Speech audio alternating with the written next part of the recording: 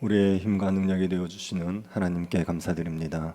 새롭게 한 주간을 살아가는 저희들에게 주께서 함께 하셔서 새 힘을 허락하여 주옵소서. 죄의 유혹을 이기고 거룩하게 살면서 주의 이름을 높이는 복된 삶을 살아가게 하여 주옵소서. 거룩하신 예수님 이름으로 기도드립니다. 아멘. 찬송가 486장입니다.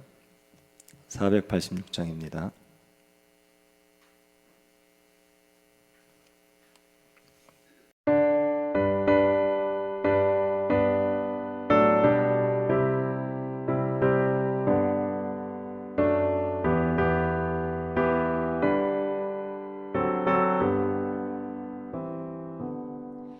이 세상에 근심된 일이 많고 참 평안을 몰랐구나. 내 주 예수 나로라 부르시니 곧 평안히 쉬리로다. 주 예수의 구원의 은혜로다. 참 기쁘고 즐겁구나. 그 은혜를 영원히 누리겠네. 곧 평안히 쉬리로다. 이 세상에 공고한 일이 많고 참 쉬는 날 없었구나. 내 주 예수 날 사랑하시오니 곧 평안히 쉬리로다. 주 예수의 구원의 은혜로다. 참 기쁘고 즐겁구나. 그 은혜를 영원히 누리겠네. 곧 평안히 쉬리로다.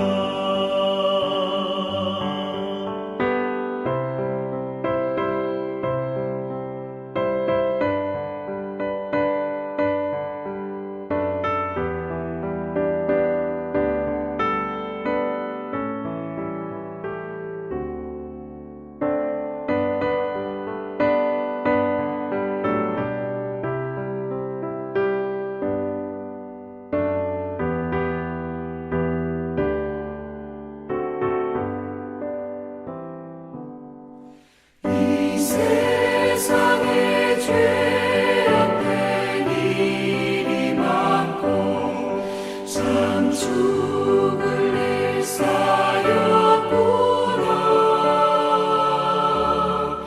내 주 예수 날 건져 주시오니 곧 평안히 쉬리로다. 주 예수의 구원의 은혜로다. 참 기쁘고 즐겁구나. 그 은혜를 영원히 누리겠네. 곧 평안히 쉬리로다.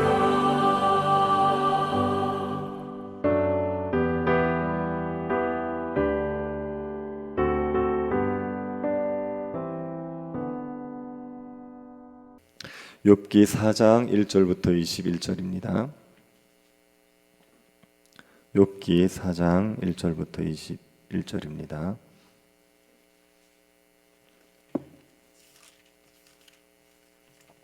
찾아서 한 절씩 교도하도록 하겠습니다. 찾으셨으면 기도하겠습니다. 대만 사람 엘리바스가 대답하여 이르되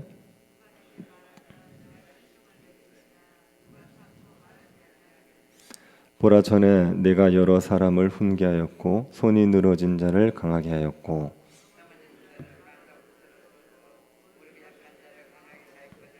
이제 이 일이 내게 이름에 내가 힘들어하고 이 일이 내게 닥침에 내가 놀라는구나.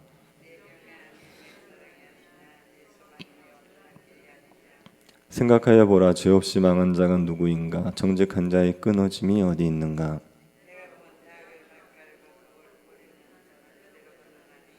다 하나님의 입기운에 멸망하고 그의 콧김에 사라지느니라.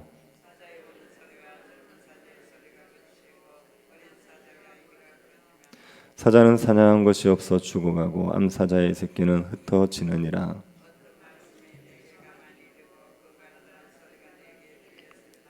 사람이 깊이 잠들 즈음 내가 그 밤에 본 환상으로 말미암아 생각이 번거로울 때에 그때 영이 내 앞으로 지나매 내 몸에 털이 쭈뼛하였느니라.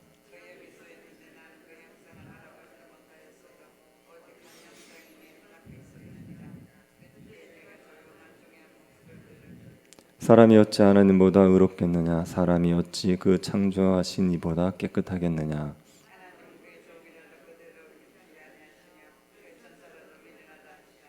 하물며 흙집에 살며 티끌로 털을 삼고 하루살이 앞에서라도 무너질 자이겠느냐?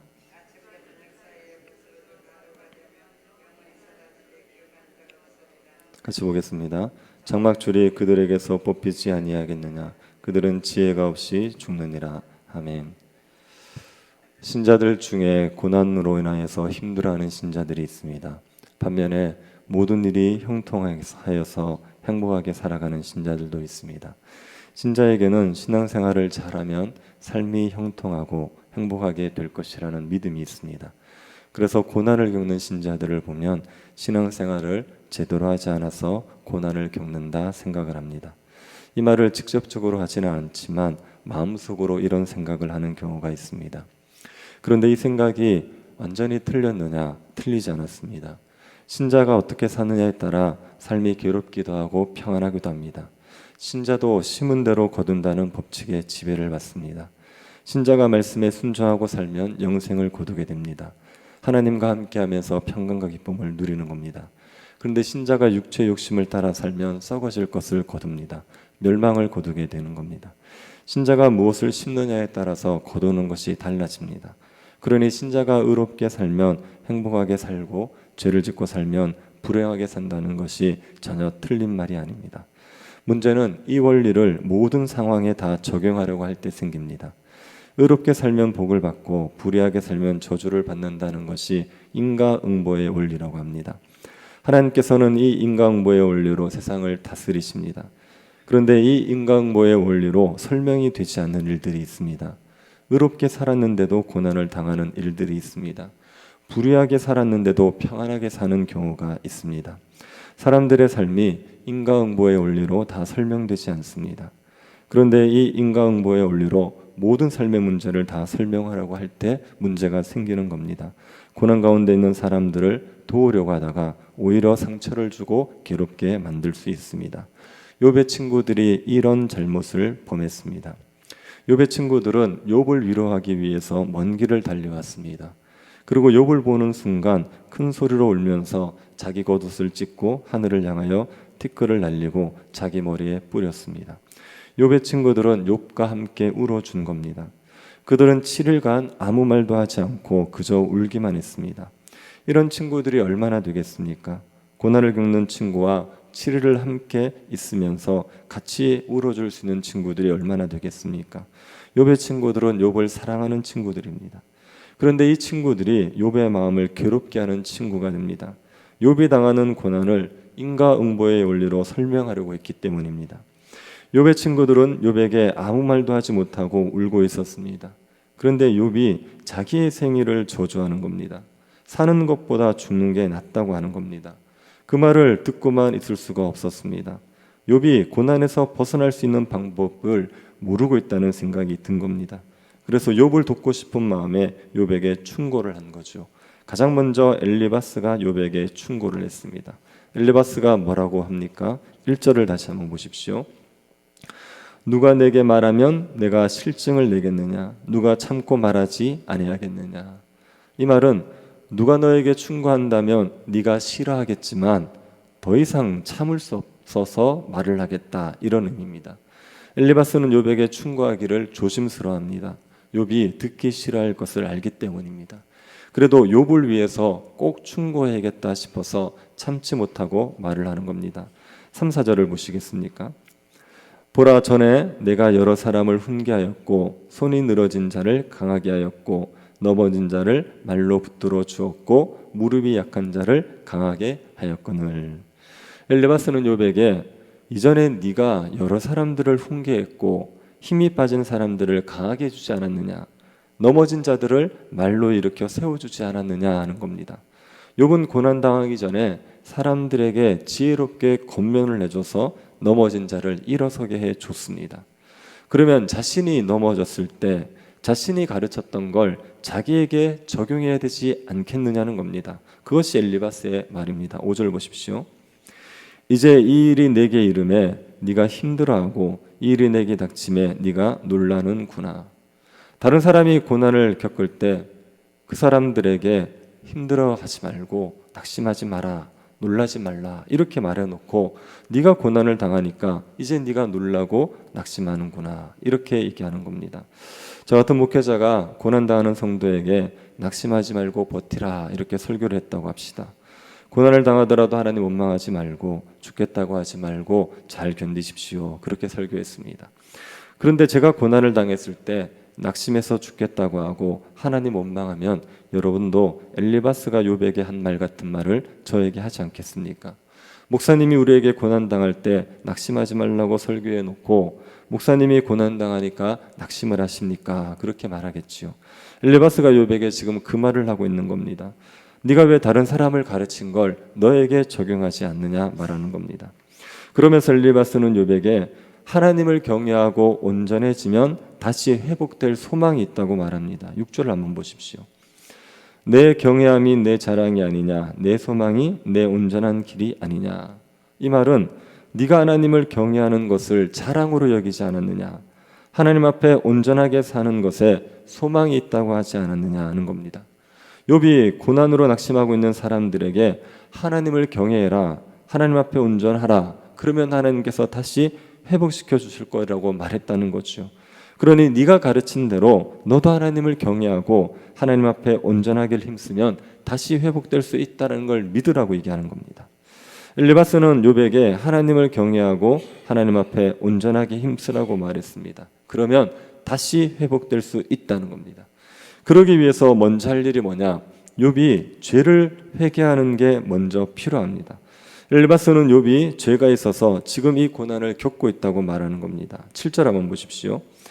생각하여 보라, 죄 없이 망한 자가 누구인가? 정직한 자의 끊어짐이 어디 있는가? 죄 없이 망한 자가 누구에 있겠느냐? 정직한 자의 생명이 끊어지는 것을 본 적이 있느냐? 죄 없이 고난을 당하는 법이 없다는 겁니다. 8, 9절을 보십시오.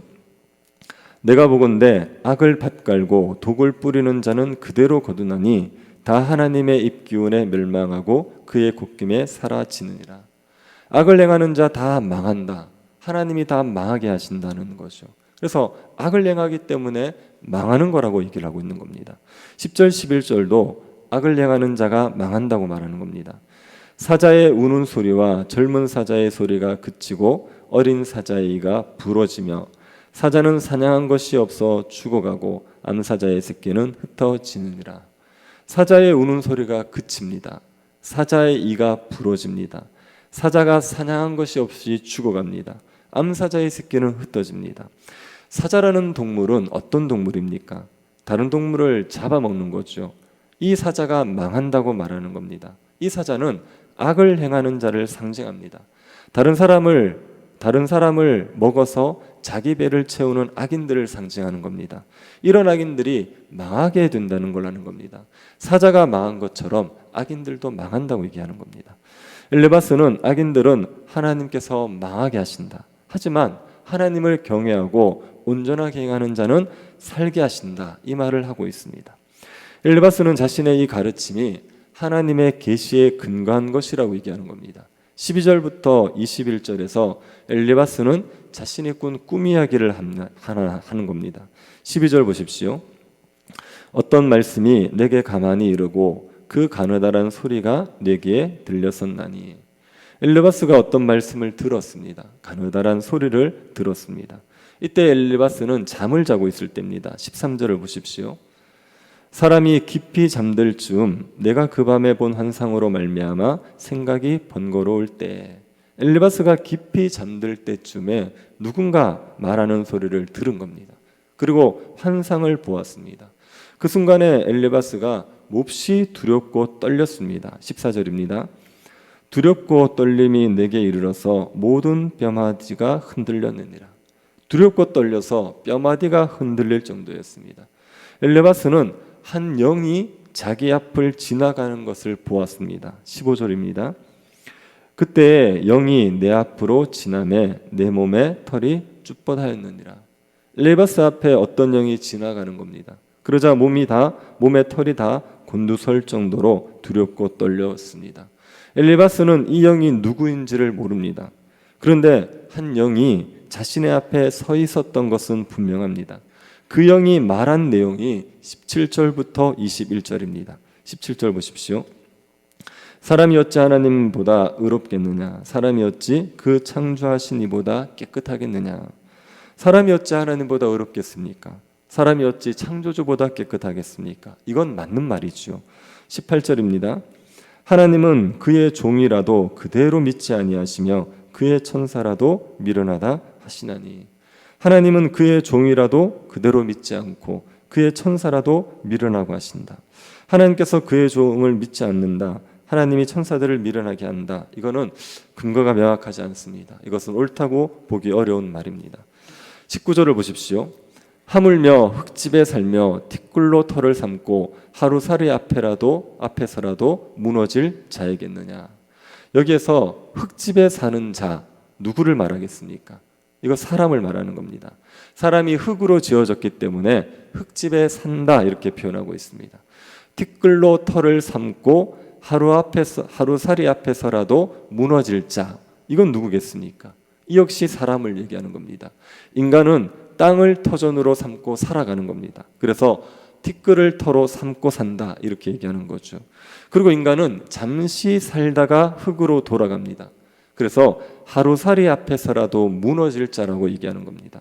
인간은 흙으로 만들어진 존재고 흙을 파먹고 잠시 살다가 흙으로 다시 돌아갑니다. 인간이 이런 존재라는 말은 맞는 말입니다. 그리고 인간이 잠시 있다가 사라지면 아무도 기억하지 못하는 존재라고도 얘기했습니다. 20절 보십시오. 아침과 저녁 사이에 부스러져 가루가 되어 영원히 사라지되 기억하는 자가 없느니라. 인간은 아침과 저녁 사이에 부스러져 가루가 되어버리는 존재라고 얘기하죠. 인간이 잠시 살다가 가루가 되어 바스러진다는 겁니다. 인간은 바스러지면 영원히 사라져버립니다. 그래서 기억하는 자가 없습니다. 엘리바스가 본 영은 인간을 보잘것없는 존재로 묘사하고 있습니다. 왜 이렇게 보잘것없는 존재로 묘사합니까? 하나님이 인간을 깨끗하다고 하지 않는다, 이 말을 하기 위해서입니다. 하나님이 그의 종도 믿지 않고 천사도 미련하다고 하는데 흙으로 빚어진 인간을 의롭고 깨끗하다고 하시겠느냐는 겁니다. 그래서 인간이 죄가 많다, 그것 때문에 망한다, 그 말을 하고 싶은 겁니다. 그런데 자기가 죄 때문에 망하는 것도 모르는 것이 인간이 어리석음이다, 이렇게 얘기합니다. 21절 보십시오.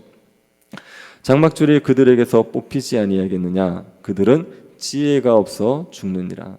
장막줄이 뽑힌다, 인간이 죽는다는 말입니다. 장막줄이 뽑히면 장막이 무너지죠. 인간을 지탱하고 있던 것이 사라지면 인간은 죽습니다. 그런데 그들은 지혜가 없어 죽는 겁니다. 자신이 왜 죽는지도 모르고 죽습니다. 엘리바스가 본 영은 인간이 하나님 앞에서 깨끗하지 못해서 죽는다고 말한 겁니다.